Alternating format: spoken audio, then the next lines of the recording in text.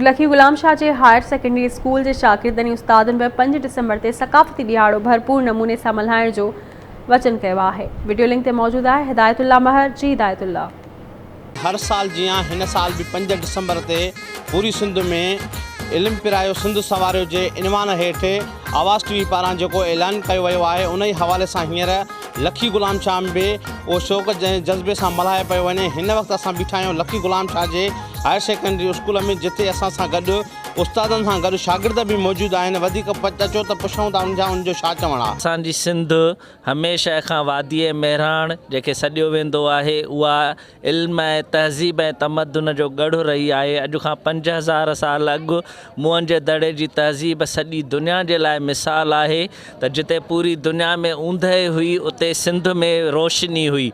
उहा रोशनी इल्म जी हुई। हाणे जेको तव्हां टास्क खणी निकिता आहियो उन में तमामु घणो सुठो उनवान आहे त असांजे सिंध में शऊर पैदा थिए त जीअं असांजा नौजवान इल्म जी अहमियत खां आगाह थी वञनि। ये जो प्रोग्राम तव्हां खणी करे जेको निकिता आहियो ये तमामु ज़बरदस्त जेको सो अमल आहे। इन अमल सां शागिर्दनि में उस्तादनि में ऐं हिकिड़ो जज़्बो पैदा थींदो पढ़ाई जो।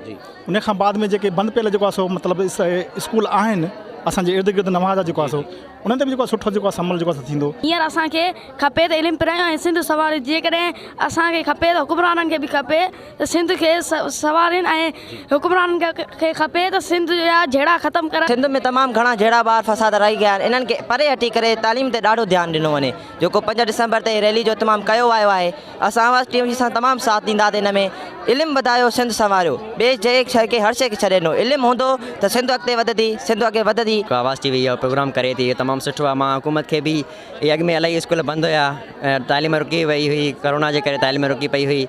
हाणे इलाही स्कूल खुलिया आहिनि ऐं मां गवर्नमेंट खे बि गुज़ारिश कंदुमि त स्कूल खोलिया वञनि। इल्मु पिरायो सिंध संवारियो जे हवाले सां जेको आवाज़ टीवी पारां 5 डिसंबर ते सिंधी सकाफ़त जो ॾींहुं मल्हायो पियो वञे, उन ई हवाले सां लखी गुलाम शाह जे हायर सेकेंडरी स्कूल में उस्तादनि ऐं शागिर्दनि जूं ॻाल्हियूं ॿुधियूं। उन्हनि चयो त 5 डिसंबर ते असां आवाज़ टीवी सां मुकमल तौर ते सहकार करे गॾु हूंदासीं। हिदायतुल्लाह महर, आवाज़ टीवी न्यूज़, लखी गुलाम शाह।